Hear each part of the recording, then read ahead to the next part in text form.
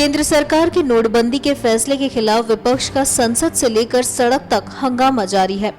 जहां एक तरफ विपक्षी दल अपने अपने स्तर पर देश भर में इसके खिलाफ आज सड़कों पर प्रदर्शन कर रहे हैं, वहीं संसद के दोनों सदनों में भी हंगामा जारी रहा। जैसे ही कार्रवाई शुरू हुई तो सरकार का पक्ष रखते हुए गृह मंत्री ने कहा कि अगर विपक्ष मुद्दे पर चर्चा करे तो हम इसके लिए तैयार हैं। अगर विपक्ष चाहता है कि पीएम सदन में आए तो पीएम चर्चा में आएंगे और हस्तक्षेप भी करेंगे।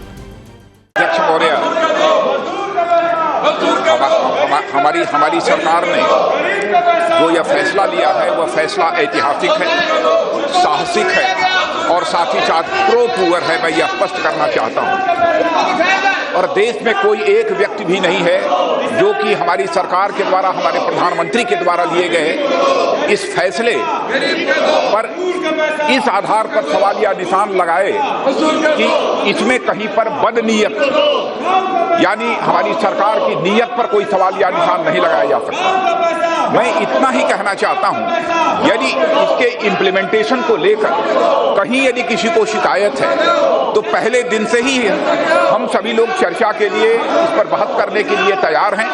लोगों के द्वारा जो भी सुझाव प्राप्त होंगे उस पर गंभीरतापूर्वक विचार करने को भी हम सभी तैयार हैं। लेकिन जो यह फैसला लिया गया है वह राष्ट्रहित में लिया गया फैसला है। और मैं यह स्पष्ट करना चाहता हूं अध्यक्ष महोदय, यह हमारी सरकार का फैसला यह काले धन के खिलाफ में एक जंग है और सारे देश ने इसी रूप में इसे स्वीकार किया है। जहां तक प्रधानमंत्री का सदन में आने का प्रश्न है, यह भी मैं स्पष्ट करना चाहता हूं।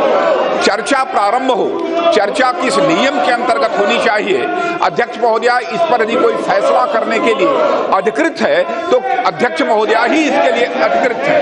आप फैसला करें कि किस नियम के अंतर्गत इस पर चर्चा होगी।